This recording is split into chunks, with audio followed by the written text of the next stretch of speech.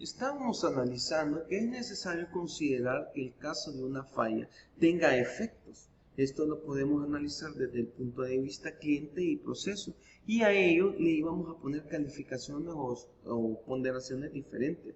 En una conclusión que obteníamos era que deberíamos asignar el valor mayor de la severidad de los efectos.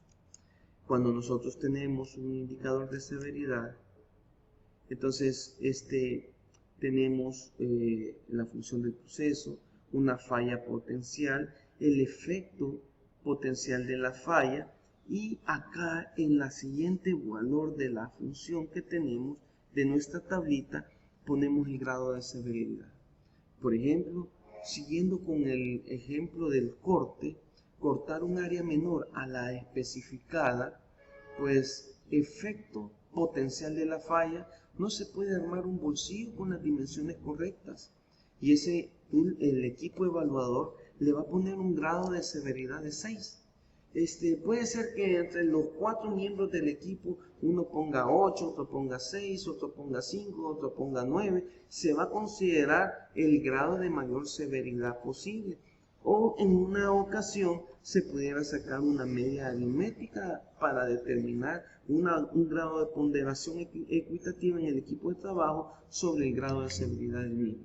Es necesario que al considerar que el caso es una falla y tenga efectos con el cliente y el proceso, como decíamos, con calificaciones diferentes, se usa el de mayor valor en la severidad. No obstante, pues existe diversificación de criterios.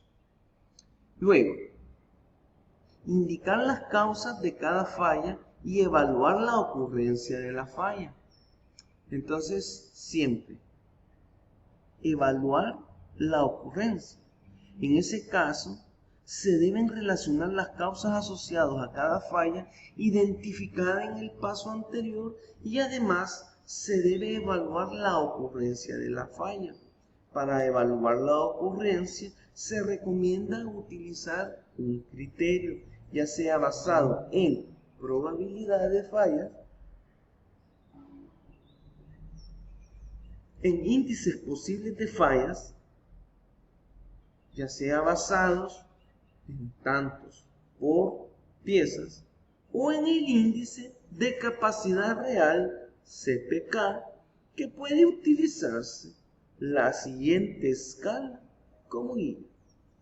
Si tú tienes una probabilidad de ocurrencia y te sucede entre 0.01 por 1000 fallas, significa que tú vas a tomar un CPK ¿de cuánto? De 1.67. Esta tabla te va a servir para que tú coloques el índice de capacidad real conforme a la estadística de ocurrencias de las fallas. Y acá puedes tener el ejemplo. Siempre está la función, la falla potencial, el efecto, la severidad, las causas potenciales de la falla y el porcentaje o indicador de ocurrencia. Siguiente paso, indicar los controles, medidas de detección que se tiene para detectar fallas y evaluarlas. En este caso, se debe de describir el tipo de control que tiene para identificar cada falla. Además, se debe evaluar en una escala del 1 al 10 la capacidad de detección de la misma. Entre mayor sea la posibilidad de detectar la falla, menor será la calificación. Puede utilizarse en la siguiente escala como guía. Entonces tienes cuantitativa, el criterio y ABC. Si tú tienes una categoría A, entonces prueba de error. El B, medición automatizada. Y C, inspección visual manual. Y entonces tú vas a nuestra tablita, cada vez se va haciendo mucho más extensa. Ya tienes un índice de severidad, un índice, fíjate, tenemos la función, la falla potencial, el efecto y tenemos severidad. A la severidad le pusimos un porcentaje. Luego las causas potenciales y el nivel de ocurrencia, que también le pusimos una ponderación, en este caso de 4. Luego sigue el control de actuar del proceso y la capacidad de detección. Y a esta capacidad de detección también le pusimos una ponderación. Luego, nosotros, ¿qué es lo que vamos a hacer? Bueno, vamos a obtener el número de prioridad de riesgos, el RPN, que es el número de prioridad ¿de qué? De riesgo. El número de prioridad de riesgo, también conocido como RPN por sus siglas en inglés, Risk Priority Number, es el producto de multiplicar la severidad por la ocurrencia y la detección. Estos valores, ¿quién los asignó? El equipo. ¿En base a qué? Al focus group, el equipo de trabajo. Y entonces el RPN es un número que oscila entre 1 y 1000, que nos indica la prioridad que se le debe dar a cada falla. ¿Para qué? Para eliminarla. Cuando el RPN, el número de prioridad, sea mayor a 100, es claro indicador de que debe implementarse acciones de prevención o corrección para evitar así la ocurrencia de las fallas de forma prioritaria. Sin embargo, el objetivo general es de tratar todas las fallas y los aspectos que coinciden en un RPN superior a 30, y ese requiere de un despliegue enfocado al tratamiento de la falla. Entonces el RPN, en nuestra tablita, tú vas a multiplicar 6 por 4 por 3, 6 por 4, 24, 24 por 3, 72, y este dato del RPN es el número de prioridad de riesgo.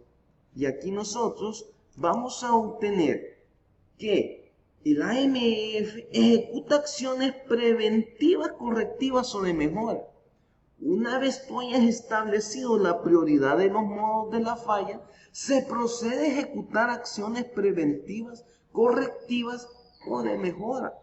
Ya está en esta etapa que se cuenta con una información relevante relacionada con el proceso, la falla, las causas y los controles de detección. El equipo AMF deberá entonces establecer: 1. Acciones recomendables por falla.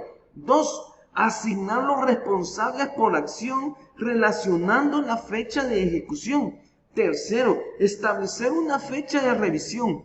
4. Registrar las acciones ejecutadas hasta la fecha de revisión.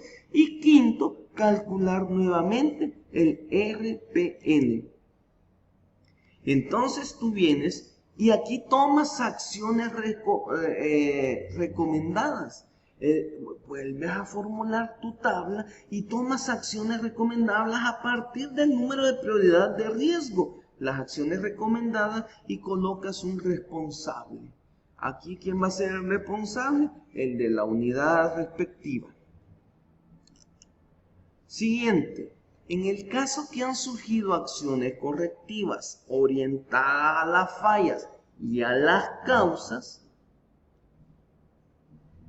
pueden establecerse acciones correctivas, preventivas y de mejoras enfocadas a fallas y a las causas, como pueden ser los controles de detección. Una vez se efectúe la revisión en la fecha establecida, se vuelve a detectar y a calcular el RPN para medir el impacto de las acciones tomadas, para ver si tus acciones redujeron el índice de prioridad. Y acá puedes observar que en efecto las acciones a tomar se pudiera decir que fueron funcionales. Tal como se mencionó anteriormente, el AMF constituye un documento dinámico que admite múltiples revisiones, observaciones, calificaciones con el objetivo de devenir los procesos.